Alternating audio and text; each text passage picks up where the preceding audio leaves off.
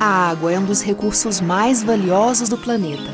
No campo, nas cidades e nas florestas, na agricultura, na indústria, na geração de energia e no lazer. Ela é fundamental em todos os momentos das nossas vidas. Mas a água não está sempre disponível na quantidade e na qualidade que precisamos. No Brasil, temos longos períodos de seca, enchentes frequentes e forte demanda pelo uso da água em regiões com pouca oferta. Para enfrentar esses desafios, foi criada a Agência Nacional de Águas, a autoridade do governo federal responsável por monitorar, planejar e regular o acesso e o uso das águas gerenciadas pela União. A ANA estimula a gestão participativa, que envolve o poder público e representantes dos usuários e da comunidade. Afinal, cuidar de um bem precioso como a água é uma missão da ANA e também de todos nós. Saiba mais sobre a ANA no site www.ana.gov.br.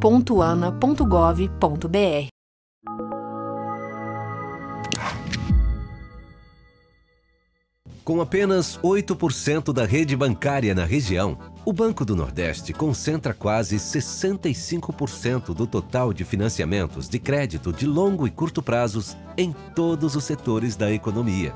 O Banco do Nordeste é também o principal agente financeiro do agronegócio em sua área de atuação, respondendo por 54% do crédito rural na região. Atuando para promover o crescimento sustentável na região Nordeste, por meio de apoio financeiro às atividades agropecuárias, o Banco do Nordeste oferece linhas de financiamento com as melhores condições de mercado em diversas atividades, seja para custeio pecuário, custeio agrícola, máquinas e equipamentos, investimento, comercialização e exportação, agricultura irrigada, energias renováveis e armazenagem. O FNE, principal fonte de recursos do Banco do Nordeste, possui as menores taxas de juros do país, prazos diferenciados e bônus para pagamentos realizados em dia. Tudo isso aliado às melhores soluções, com opções de crédito diferenciadas para quem tem pressa de crescer.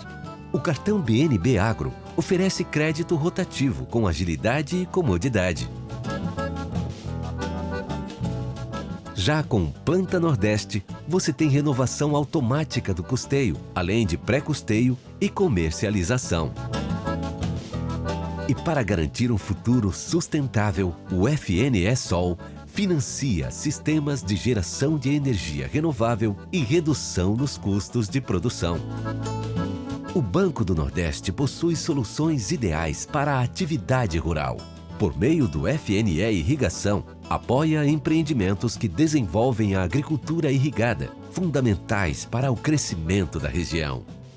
E para quem quer manter seu empreendimento sempre atualizado, o banco oferece financiamentos de peças de reposição e manutenção de equipamentos e veículos. No Banco do Nordeste, o futuro é agora.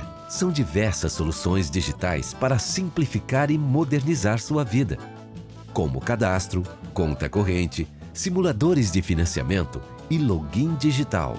E os pedidos ao fornecedor no cartão BNB Agro são feitos via mobile. É o Banco do Nordeste levando o desenvolvimento digital ao agronegócio.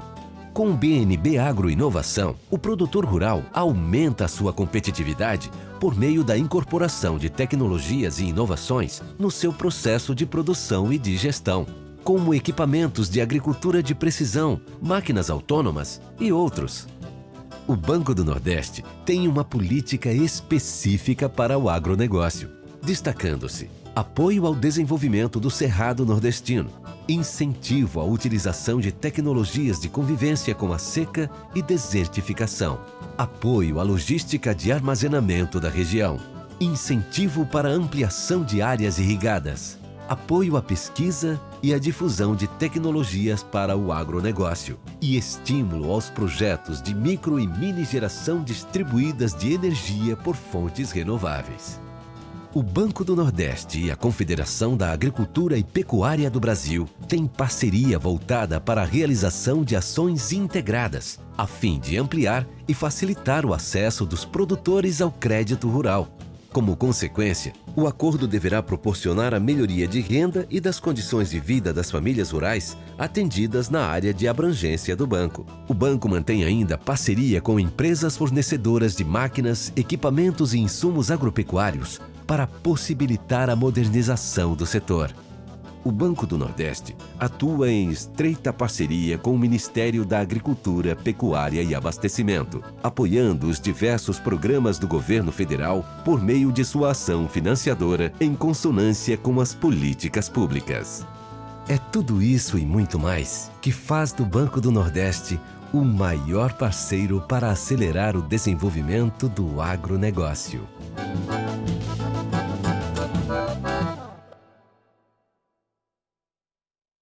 Então, a gente está aqui mais uma vez, agradecer ao Elvésio, aí, um militante da irrigação, Silvio, Douglas, todo mundo que está aí por trás desse evento. A gente sabe que não é fácil e a gente fica muito feliz de estar aqui novamente compartilhando com o público esses primeiros dados e resultados do Atlas Irrigação 2021. Bom, acho que aqui para o nosso público é bastante claro, né? E nós atualizamos agora no conteúdo do Atlas toda uma repercussão histórica da agricultura irrigada, ou seja, qual que tem sido a evolução, como nós temos crescido, trazendo dados novos, figuras melhor trabalhadas para apresentar para todos essa evolução da irrigação, né? Nos anos 60, nós tínhamos cerca de 500 mil hectares e bastante concentrados no sul do país, e hoje já passamos aí dos 7 milhões de hectares, tendo dobrado a área irrigada do país, a área equipada para irrigação em 20 anos, né? A expectativa que nós estamos acompanhando é de que nós tenhamos uma nova dobra da área irrigada no país nos próximos 20 a 25 anos, e por isso aí há um esforço enorme de organização de uma base técnica comum para que tanto a iniciativa privada quanto o setor público possam se organizar para que esse desenvolvimento ocorra de forma sustentável. E esse é não só uma fala batida, né, mas é de fato no sentido que nós temos tentado trabalhar de ajudar a organizar o desenvolvimento da irrigação em áreas aptas, em áreas com capacidade de suporte e que agreguem renda e valor à economia local e nacional. Também essa evolução ocorre, obviamente, muito em direção à fronteira agropecuária dos últimos anos, né? Estamos falando aí de centro-oeste, e agora, no ano recente, uma expectativa de possível retomada e novo curva de crescimento também da irrigação no Nordeste brasileiro, que para a economia é ainda mais importante, né? Isso, no curto prazo, né, é um crescimento bastante elevado e que vem se confirmando e se consolidando nos dados de curto prazo, né? Esse gráfico que organiza o incremento anual de área irrigada desde 2000 mostra como nós viemos de patamares da casa de 100 a 120 mil hectares, até que em 2012 o país já se estabilizou num crescimento na casa de 200 mil hectares, né? E que vem se sustentando mesmo nesses anos de crises econômicas persistentes, mas que a irrigação mostra que continua crescendo em seus recordes históricos, mesmo nesses anos de crise e não tão favoráveis do ponto de vista macroeconômico. Embora o setor esteja animado e reconheça aí uma capacidade instalada na indústria de crescer a 300, 400 mil hectares ao ano, nós já vemos desafios importantes para se manter esse crescimento de 200 mil hectares ao ano, alguns polos que já têm algum estresse, seja hídrico, seja por algum outro limitante econômico. Então, há desafios para manter esse crescimento por um período maior, na casa de 200 mil hectares, mas há também oportunidades de se crescer mais, né? Crescer a taxas mais elevadas, e o Atlas Irrigação vai buscar organizar e trazer um pouco mais um panorama desses dados. Por fim, um outro contexto importante é o contexto econômico da agricultura irrigada, né? Nós, por meio de uma parceria com o IBGE, levantamos um pouco do que foi possível com dados acessíveis pelo IBGE da economia associada à agricultura irrigada. Hoje nós já temos um valor da produção irrigada estimado em ordem de 55 bilhões de reais em 2019. Nosso valor bruto da produção em áreas equipadas para irrigação são valores expressivos e, obviamente, são valores mais significativos do que o próprio valor, a própria proporção de área irrigada, né? Porque ao permitir mais safras ao longo de um ano e ao ter culturas de maior valor agregado em suas áreas, a agricultura irrigada agrega mais à economia do que a agricultura de sequeiro, né? E a gente tem tentado no Atlas Irrigação, e vai mostrar esses dados, trazer um panorama desse valor e dessa economia movimentada pela agricultura irrigada e, por consequência, a importância disso para o país. No mapa da esquerda, vocês enxergam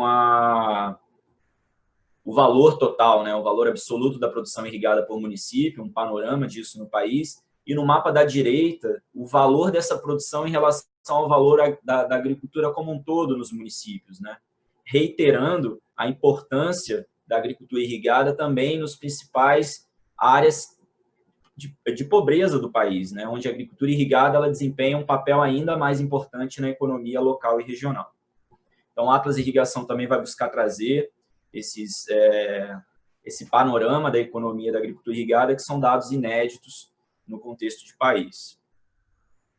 Então, como é que a gente se organizou, né? Dado esse contexto geral, como é que a gente se organizou para poder atualizar o Atlas Irrigação 2017, lançado no Inovagro em Fortaleza? Nós viemos, ao longo dos últimos 2 anos, já publicando resultados parciais dessa atualização do Atlas Irrigação, né? Então, nós atualizamos os mapeamentos de pivôs centrais e também com uma série histórica, desde 1985, para compreender mais essa evolução e essa territorialidade dos pivôs centrais no país. Os pivôs centrais, junto com a irrigação localizada, eles têm sustentado 80% da expansão da área irrigada nos últimos 15 anos. Então, são aí os métodos que têm puxado a agricultura irrigada, né? Só os pivôs centrais são responsáveis por mais de 50% desse crescimento. Então, é uma subtipologia, diríamos assim, da irrigação, que merece toda uma atenção pela sua rápida capacidade de expansão e agregação de áreas irrigadas no contexto nacional. Atualizamos o levantamento da cana-de-açúcar, incluindo de forma mais explícita a separação em cana irrigada e fertirrigada, né? O Atlas considera ambas as modalidades dentro da irrigação, obviamente, mas trazendo esse destaque para a fertirrigação, porque ela basicamente não utiliza, né, a água de mananciais, são reusos de efluentes do próprio processamento industrial da cana-de-açúcar e esse reuso agronômico dessa água no campo. Então, é uma forma de trazer para dentro do Atlas um pouco mais da especificidade desse setor. E também atualizamos mais recentemente, junto com a Conab, o mapeamento do arroz irrigado no Brasil, ao qual também agregamos o mapeamento do café irrigado. E as demais publicações que estão aí no centro, né, são publicações complementares ou bases de dados complementares do Atlas, e que a gente já publicou, já estão disponíveis, e que também compõem, em síntese, algumas partes do novo Atlas Irrigação. Por fim, nós executamos mapeamentos complementares e também trabalhamos junto com a Exalc, com o Ministério do Desenvolvimento Regional e com o apoio da FAO, no mapeamento do potencial de expansão da irrigação no Brasil, né? E como a gente espera que esse potencial vai ser aproveitado no horizonte de 2040. Então, esse é um mosaico, né, um panorama geral de como nós construímos e elaboramos o Atlas, né? Estamos agora finalizando. E, obviamente, com muitas parcerias, né? Parceria da Embrapa, parceria do IBGE, da própria Conab, da AgroSatélite, que nos apoiou no mapeamento da cana, em outras ferramentas de mapeamento de áreas irrigadas, e do Serviço Geológico dos Estados Unidos, o SGS, nas estimativas e nas ferramentas de evapotranspiração real. Então, é uma rede de parceiros, que inclui também a Universidade do Paraná, na parte de consistência de dados climáticos, e que sem todo esse conjunto de instituições e de parcerias coordenadas pela ANA, nós não teríamos conseguido elaborar um produto de tanta relevância e com tanta profundidade. Então, nossa estratégia de análise, né, ela está bastante focada na questão do levantamento das áreas irrigadas, aí como uma variável-chave do entendimento e da compreensão da irrigação no país. Essa conversão de áreas irrigadas em demanda hídrica, né, que envolvem uma série de outras variáveis e uma série de consistências de dados importantes para que a gente tenha uma demanda hídrica estimada da melhor forma possível, e a consolidação desses resultados anteriores em cruzamento com outras bases de dados secundários, com potencial de expansão, com os cenários de oferta e demanda, e, por fim, na definição e no desenho dos polos nacionais de agricultura irrigada, como unidades de análise e de implementação de políticas públicas, muito importantes para que a agricultura irrigada realmente se desenvolva de forma sustentável. Então, esse é o panorama geral de como nós elaboramos o Atlas, né? E apresentaremos em mais detalhes no documento. Eu vou passar rapidamente para vocês alguns dos resultados que nós já consolidamos e que vão estar em maior detalhes e disponíveis para download, em shapefiles, tabelas, enfim, na política de dados abertos que a ANA tem colocado em pauta nos últimos anos. Então, nós separamos, né, mais uma vez, as áreas irrigadas do país em grupos para poder até utilizar metodologias mais apropriadas para o mapeamento desses grupos. Então, o arroz inundado, a cana, os pivôs centrais, um destaque especial para o café e os demais sistemas e culturas do país que estão de forma mais difusa no território, né? A não ser quando são perímetros públicos ou alguns polos locais, principalmente no semiárido, que eles também se configuram como áreas de concentração importantes. Esse resultado, então, né, qual que é o resultado agregado geral dos mapeamentos, né, de toda essa rede de parcerias dos últimos anos? É a identificação, então, dos 8,2 milhões de hectares irrigados e fertirrigados no país, né, 8 milhões e 200 mil hectares no ano de 2019. 35% desse valor se refere à cana fertirrigada, né, que virtualmente não capta água em mananciais, e outros 65% da nossa agricultura, que de fato é uma agricultura irrigada, que utiliza água de mananciais e que precisa aí de um planejamento cada vez mais preciso. O arroz, ele continua aí como tipologia importante, né, decrescendo ao longo do tempo. Em 2015, nós tínhamos 1,5 milhão de hectares de arroz, agora 1,3 milhão hectares, mas mantendo uma produção, uma quantidade produzida estável, graças aos ganhos de produtividade que têm sido observados. Um destaque para a cana irrigada, né, que é uma subtipologia dentro da área irrigada também, importante, mas que tem uma aplicação de água muitas vezes limitada para o salvamento, né? Não é uma irrigação de grande porte do ponto de vista de intensidade hídrica. O destaque para o café, que já alcança aí 450 mil hectares irrigados no país, principalmente no Espírito Santo, em Minas Gerais, no sul da Bahia, e num polo recente de café irrigado que tem se desenvolvido de forma bastante acelerada em Rondônia. Os pivôs centrais, que, como eu falei antes, dominam aí o centro-sul do país, principalmente o Cerrado brasileiro e também o noroeste do Rio Grande do Sul, e que tem crescido aí mantém um crescimento muito acelerado nos últimos anos. E as demais culturas e sistemas que estão muito focados na fruticultura e na horticultura, né? São os principais grupos que estão associados dentro dos demais grupos, né? As áreas em verdinho claro, que dominam principalmente aí o semiárido brasileiro e também o norte do país. Então, esse é o panorama geral dos mapeamentos, dos resultados que nós vamos apresentar em detalhes no Atlas Irrigação e a territorialidade dessas tipologias no país, né? Esse mapa na tela seguinte vai mostrar para vocês a tipologia predominante, né, o método predominante de irrigação no país, mostrando aí toda a consolidação da irrigação localizada no Nordeste brasileiro, né, que veio substituindo ao longo das últimas 2 décadas grande parte de seus métodos menos eficientes por métodos mais eficientes, e que hoje enxergamos aí um gargalo, como foi colocado na abertura, ainda muito de assistência técnica, manejo, mas do ponto de vista de equipamentos, esse mapa mostra de forma bastante clara a consolidação de métodos mais eficientes, especialmente nessas áreas mais críticas do país, em termos de oferta de água. Os mapas seguintes, eles vão mostrar para vocês um detalhe das tipologias, né, ao invés de enxergar de forma agregada, enxergando de forma desagregada aqui nesse mapa, por exemplo, o arroz do lado esquerdo, né, os polos de arroz do país, do lado direito os polos de café, 2 mapeamentos realizados em parceria com a Conab.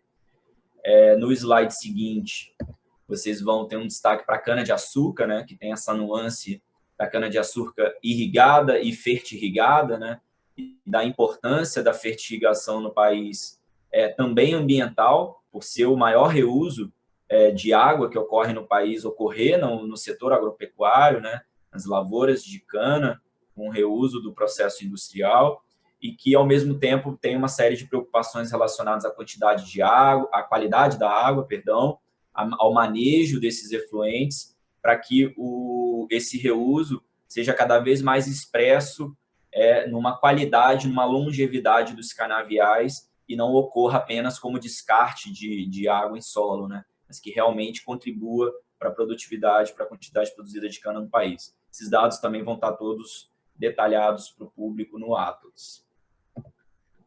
Esse mapa seguinte traz um detalhe dos pivôs centrais, né, que é o método aí que causa, tem o maior monitoramento feito pela agência, por conta da expansão e da dinâmica muito rápidas, né, que é o mapa da esquerda.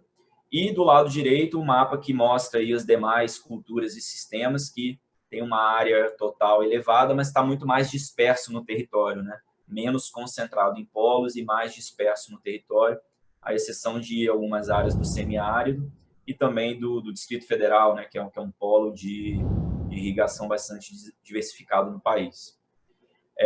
Nos slides seguintes, eu vou só trazer alguns detalhes específicos do monitoramento de pivôs centrais que a gente apresenta no Atlas.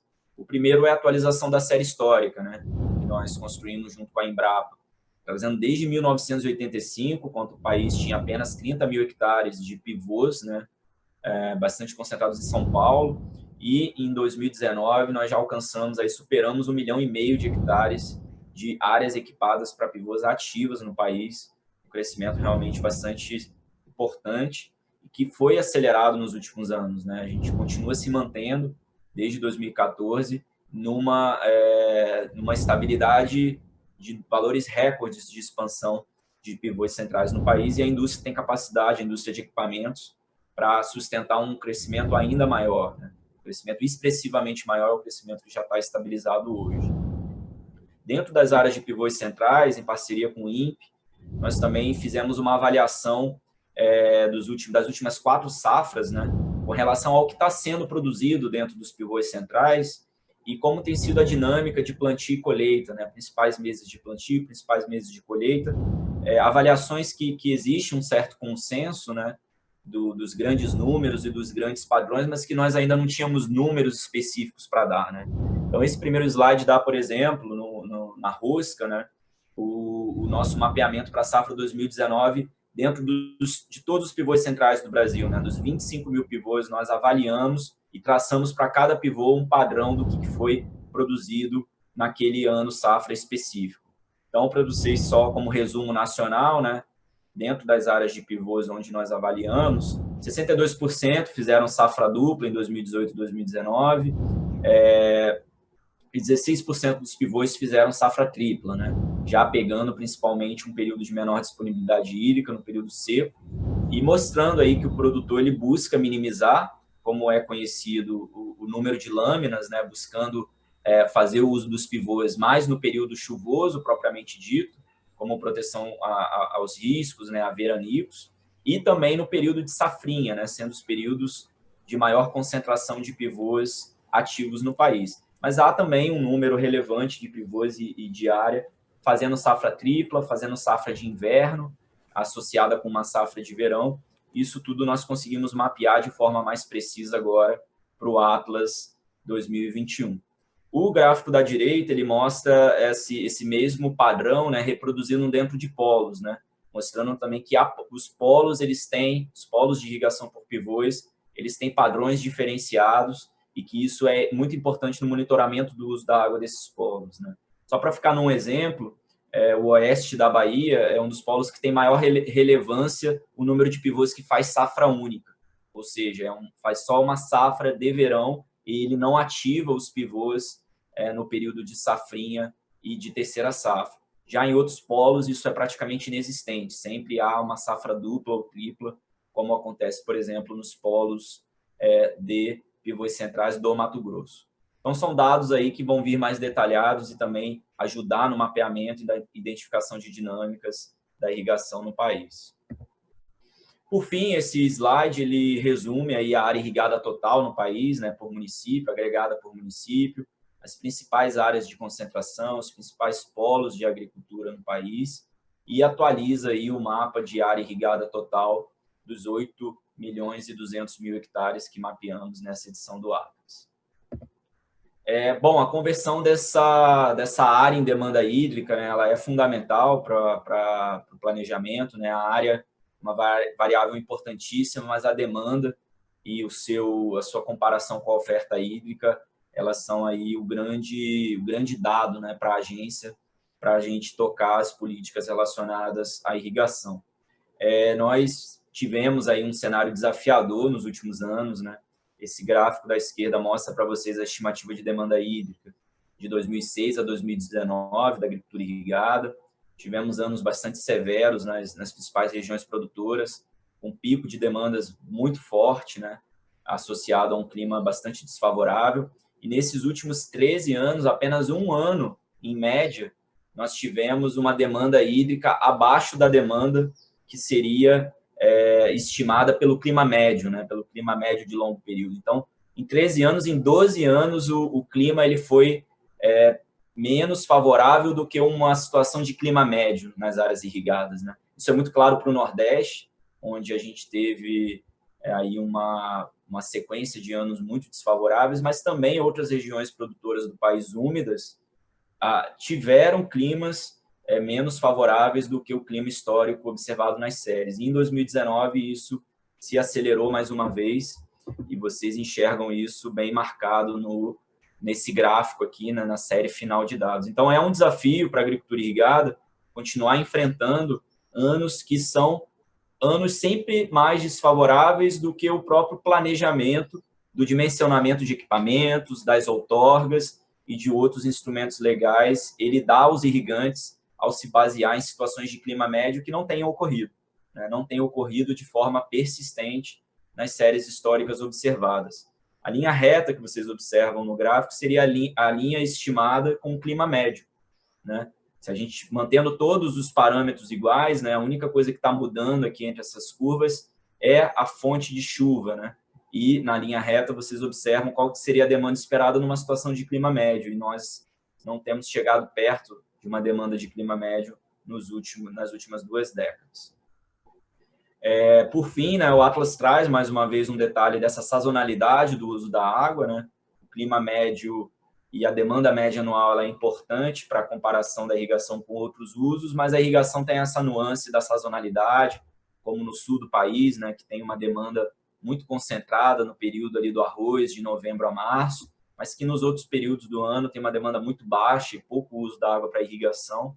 E esse é apenas um exemplo do que ocorre no território nacional e que nós traremos os dados em detalhes para vocês no Atlas.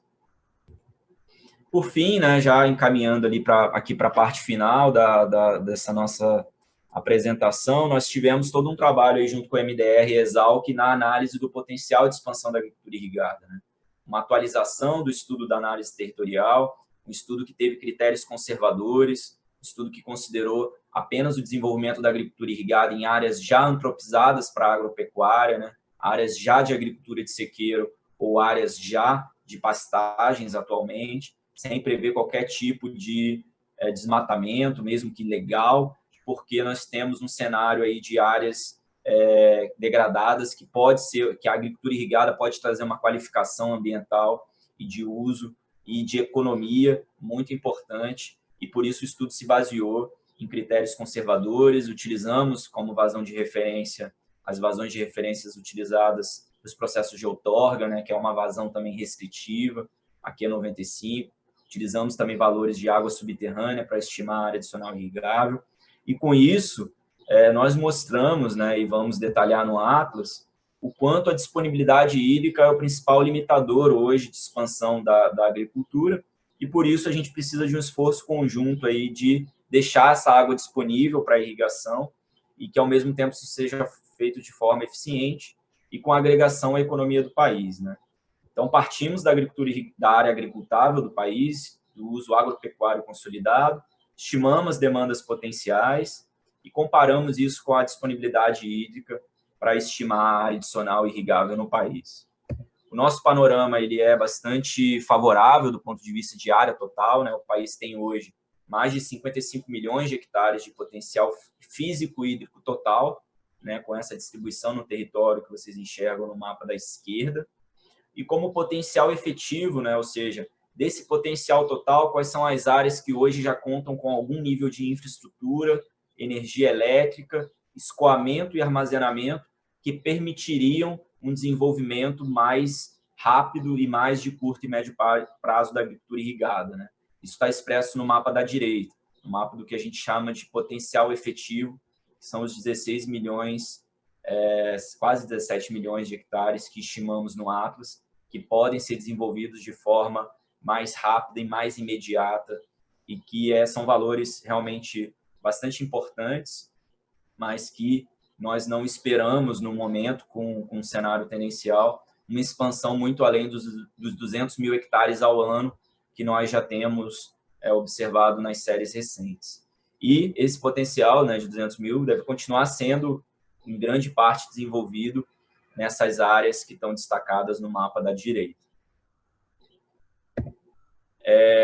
Como resumo total, né, então, nós temos que cerca de 27 milhões de hectares podem ser desenvolvidos em áreas de agricultura de sequeiro, para a expansão da agricultura irrigada, e outros cerca de 27 milhões de hectares em áreas de pastagens, né? São áreas que ainda demandariam uma conversão de uso da terra para depois a gente ter esse desenvolvimento da irrigação.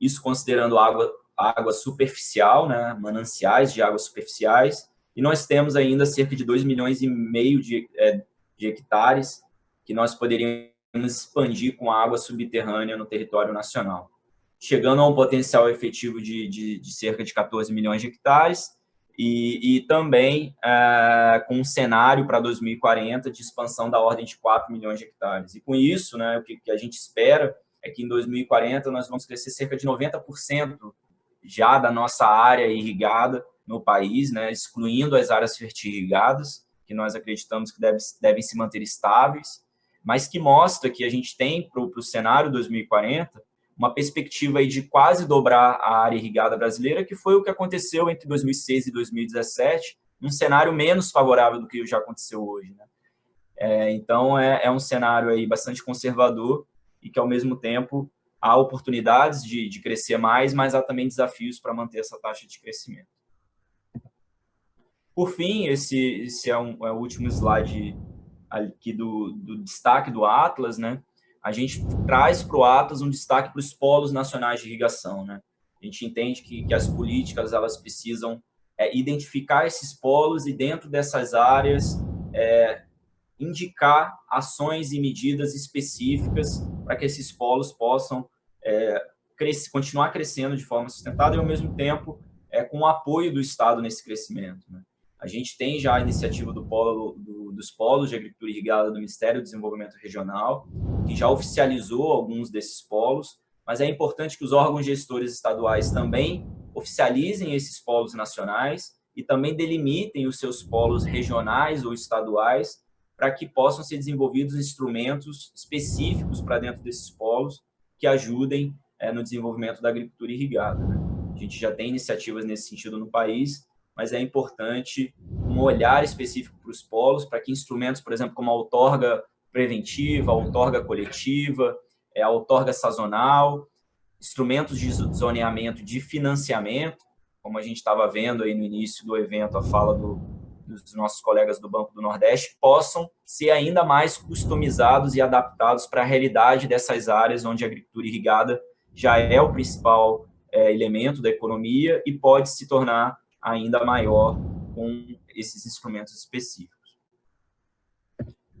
Por fim, destacar aqui que nós temos outros estudos e outras publicações já disponíveis do Atlas, né? Vocês podem acessar tudo isso no portal do Sistema Nacional de Informações sobre Recursos Hídricos, no snir.gov.br, especificamente na seção de usos da água. Lá vocês encontram todas as publicações que já foram lançadas e vão encontrar nas próximas semanas, assim que nós finalizarmos a edição atual do Atlas Irrigação Consolidado 2021. Nós esperamos estar lançando nas próximas semanas de forma oficial, nos últimos ajustes aí de editoração, impressão, e deixaremos toda a base de dados disponível para o público. Por fim, né, a gente espera que o Atlas contribua aí com o reconhecimento da importância da irrigação no país, né, e os estudos econômicos são uma fronteira de conhecimento que precisa se avançar na agricultura irrigada, para que se possa demonstrar cada vez mais a importância da agricultura na economia também e no desenvolvimento regional, né, como já foi colocado aqui por alguns colegas no início. E esse reconhecimento da importância vai ajudar a agricultura a crescer e a desmistificar um pouco a atividade, né, no seio da sociedade como um todo. A gente espera também concluir com o refinamento das estimativas de uso da água de balanço hídrico, né, que são as principais atividades, aí, por exemplo, na nossa esfera de recursos hídricos, para toda a parte de outorga e gerenciamento da água dentro dessas áreas. Subsidiar os instrumentos de gestão e as tomadas de decisão, né? A gente já tem trabalhado de forma conjunta com o MDR e com o MAPA, e a gente espera que essa nova base consolidada do Atlas possa ser ainda mais explorada, como, por exemplo, no zoneamento do crédito, né? Hoje a gente tem um crédito que tem critérios mais gerais, mas que pode ser aprimorado, sendo ainda mais favorável em áreas suscetíveis e também ser um crédito mais restritivo em áreas que já tenham uma capacidade de suporte para a agricultura esgotada. Então, a gente espera, com esse tipo de sinergia, né, contribuir também para o desenvolvimento da irrigação. E também apoiar os usuários, né, e a própria organização do Estado no desenvolvimento da irrigação. E, por isso, ter uma base técnica comum, como é a base técnica do Atlas, né, tanto para a ANA, quanto para o MDR, para o MAPA e para a iniciativa privada, é, de fato, um ganho e ganha uma relevância ainda maior para o país. Agradecer mais uma vez ao Inovagre pelo espaço sempre dado à ANA, por acreditar no nosso trabalho, né, quando ainda era um trabalho desconhecido. Essa é a capa aí do lado esquerdo do Atlas Irrigação. Nós estamos consolidando e finalizando. Agradecer mais uma vez ao Silvio, dizer que a ANA ela é parceira do desenvolvimento da irrigação, assim como de todos os setores, o setor que se regulariza, que luta pelo seu desenvolvimento de forma sustentável, que é muito importante para a economia e para a geração de empregos do país. Então, a ANA fica à disposição como parceira e a gente espera aí com a Atlas contribuir, né, Elvésio, mais uma vez com um ciclo de desenvolvimento e de dados, né, de base técnica comum para ajudar a irrigação a se desenvolver e mostrar a sua relevância para o país. Agradecer mais uma vez a equipe técnica aí também por trás do evento, a gente sabe que não é fácil, ao Silvio, e dizer que a gente está à disposição aqui pela agência ao longo do Inovagre para contribuir com outras discussões e com qualquer dúvida que os nossos colegas tenham.